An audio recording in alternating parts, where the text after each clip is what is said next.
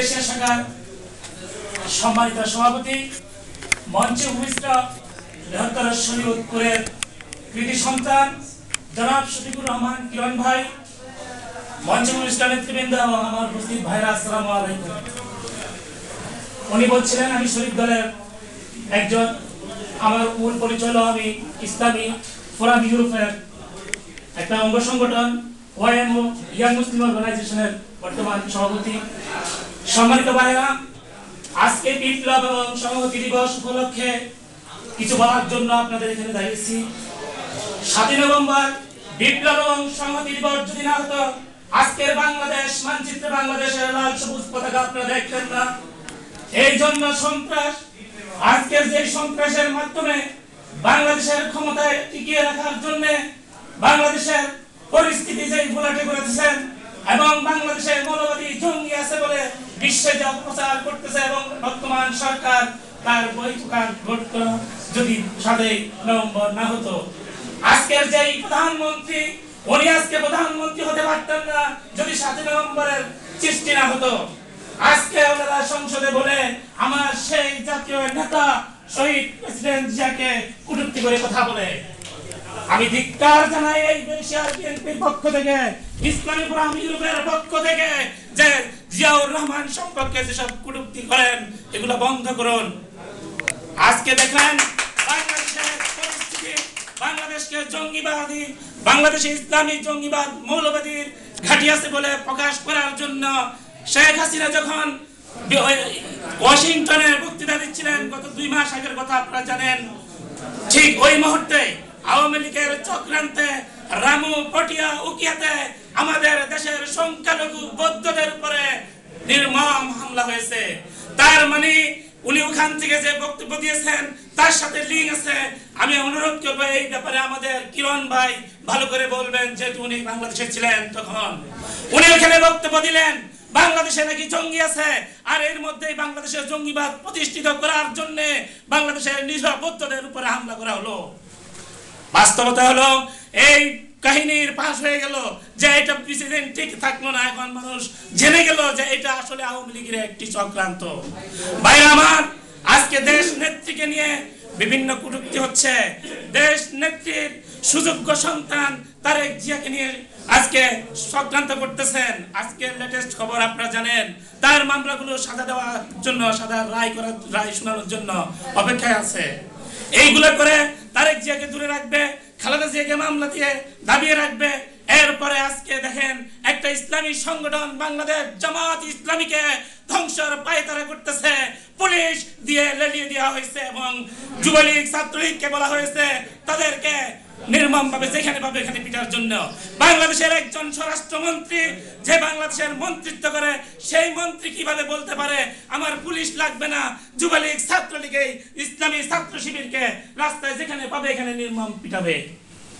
এটা কি বাংলাদেশের গণতন্ত্র? এটা কি বহির্বিশ্ব আপনাদেরকে এই জন্যই কি সমর্থন দিয়েছিল? আজকে আবার টিভিতে দেখা যায় বিভিন্ন মন্ত্রী আমলারা এইভাবে বলতেছে যে বাংলাদেশে ইসলামী মৌলবাদী আছে। আসলে কি ইসলামী মৌলবাদী আছে? ফেসবুক, টুইটার এবং ইয়াহু মেসেঞ্জারে গেলে দেখা যায় কারা নবী পয়সা দিয়ে হত্যা করেছিল, সেই 28 অক্টোবরের নির্মম কাহিনী আজকে যুদ্ধবন্দী বিচার হচ্ছে। ভাইরা আমার, এই 7 নভেম্বর আবার পয়দা করতে হবে। আগামী 7 নভেম্বর মধ্যে বর্তমান সরকারকে উৎখাত করে জাতীয়তাবাদী মূল্যবোধে বিশ্বাস, ইসলামী মূল্যবোধে বিশ্বাসী সরকারকে আবার ক্ষমতা আনতে হবে। আর যদি না করেন তাহলে জাতীয়তাবাদী ইসলামী মূল্যবোধে বিশ্বাসী নামে কোনো দল থাকবে না, এটা আমি গ্যারান্টি দিয়ে বলতে পারবো।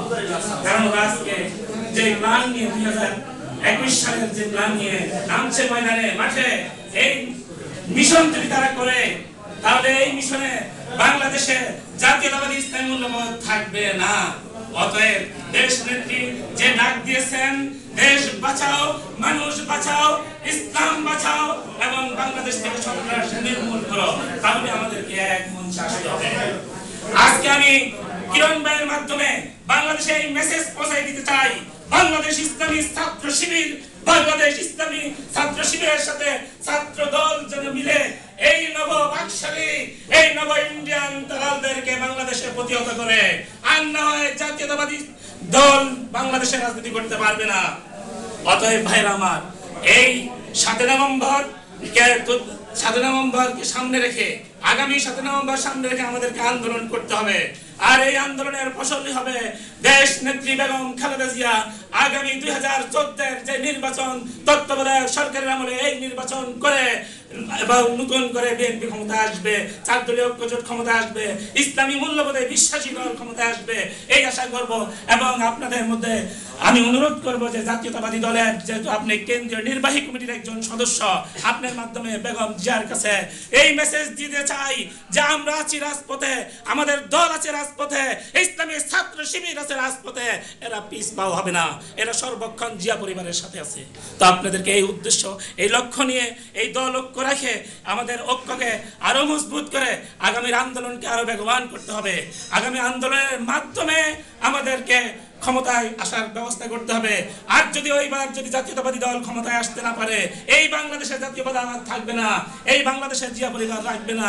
যেই জিয়া পরিবারকে 40 বছরের স্মৃতি বিজড়িত বাড়ি থেকে এক কাপড়ে বাহির করে দেওয়া হয়েছে, ভাইরা আমার, আজকে আপনারা বিএনপি করেন, আপনাদের শরীরে রক্ত কেন ঠান্ডা হয়ে গেছে, আপনাদেরকে আবার সেই সিংহের মতো গর্জে উঠতে হবে এবং বলতে হবে জিয়া পরিবারকে আমরা টিকিয়ে রাখবো এই দেশে। 7 নভেম্বরকে আমরা স্মরণ করতে চাই। আগামী 7 নভেম্বর আসার আগে এই দিনে জিয়ার ডাকে যেমন 7 নভেম্বর হয়েছিল, জিয়াকে মুক্তি করার জন্য যেহেতু 7 নভেম্বর হয়েছিল, গণতন্ত্রকে ফিরিয়ে আনার জন্য 7 নভেম্বর হয়েছিল, সে আগামী 7 নভেম্বর যেন হয় বাংলাদেশে আবার সাথে বিএনপি ক্ষমতা আসার জন্য। আর যদি বিএনপি ক্ষমতা না আসে তাহলে বাংলাদেশে থাকবে না ইসলামী আন্দোলন, থাকবে না জাতীয়তাবাদ, থাকবে না, শুধু থাকবে একদলীয় বাকশাল। আর একদলীয় বাকশাল যদি কায়েম হয়, আজকে ফেসবুকে দেখে আসলাম আমার এক বোনকে ফরিদপুরে উলঙ্গ করে সারা রাত ধর্ষণ করেছে, আজকে বলে দেলোয়ার হোসেন সাইদি ধর্ষক। যদি তাই হয়, আজকে আমার বয়স 30, আমি কি দেখলাম?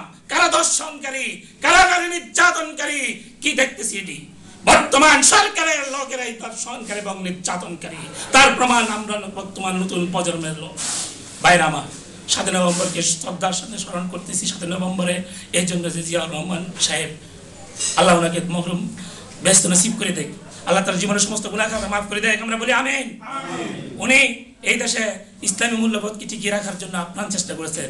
আপনারা ওই আদর্শের অনুসারী, অতএব আপনাদেরকে ঐক্য থাকতে হবে। দল মত বিশেষে আমরা যারা আছি, আমরা ঐক্য থাকবো, এক প্ল্যাটফর্মে থাকবো, আমরা প্রচার করবো বেশি করে। অনুরোধ করবো আপনাদের কাছে যে যাই জানেন ইতিহাস সম্বন্ধে পড়ে প্রচার করবেন।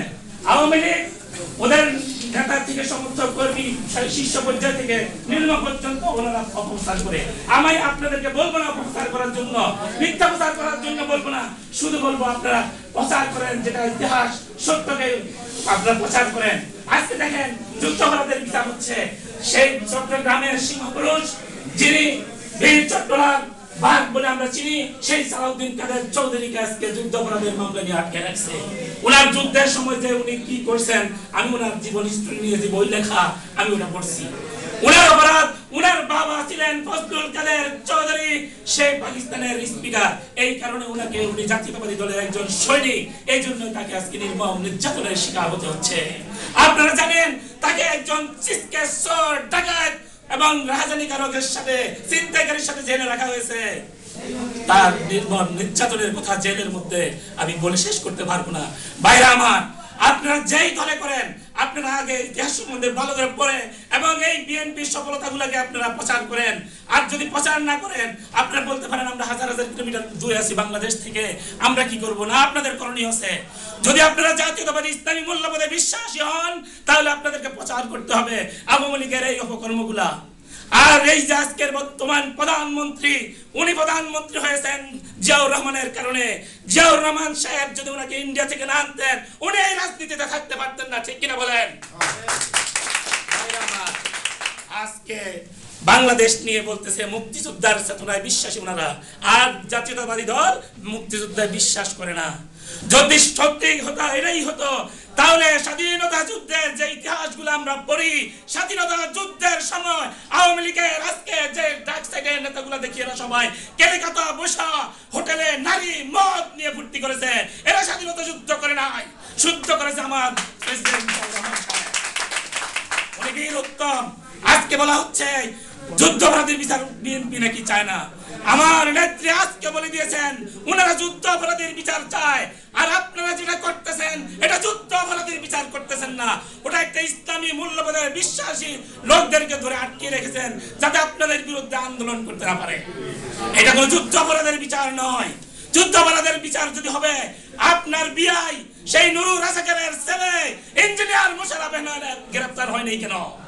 আপনার আজকে নির্বাহী কমিটির সদস্য সাদেজা চৌধুরী, যার নেতৃত্বে এই যুদ্ধ অপরাধী গঠিত হয়েছিল, যার নেতৃত্বে আল শামস বাহিনী গঠন করা হয়েছিল, সেই সাদেজা চৌধুরীকে আপনি মন্ত্রিত্ব দিয়ে পুরস্কৃত করেছেন। আজকে প্রধানমন্ত্রী বলতেছেন খালেদা জিয়াকে যুদ্ধ অপরাধীদেরকে মন্ত্রী বানিয়ে পুরস্কৃত করেছেন। আপনার ক্যাবিনেটে আমি চ্যালেঞ্জ দিয়ে বলতেছি, আপনার ক্যাবিনেটের ৫ জন সদস্য এখন আছে যুদ্ধ অপরাধী। এদের বিচার না করে আপনি যুদ্ধ অপরাধীর বিচার করতেছেন। অতএব ভাইরা আমার, ৭ নভেম্বরের বিপ্লব এবং সংহতি দিবস আগামী নভেম্বরে আসার আগে আমাদেরকে শপথ করতে হবে এই আওয়ামী বাকশালীদেরকে আমরা প্রতিহত করে ইনশাআল্লাহ আগামী ২০১৪ সালের নির্বাচনে জাতীয়তাবাদী ইসলামী মূল্যবোধে বিশ্বাসী শক্তি আবার এই দেশে সরকার প্রতিষ্ঠিত করবে ইনশাআল্লাহ।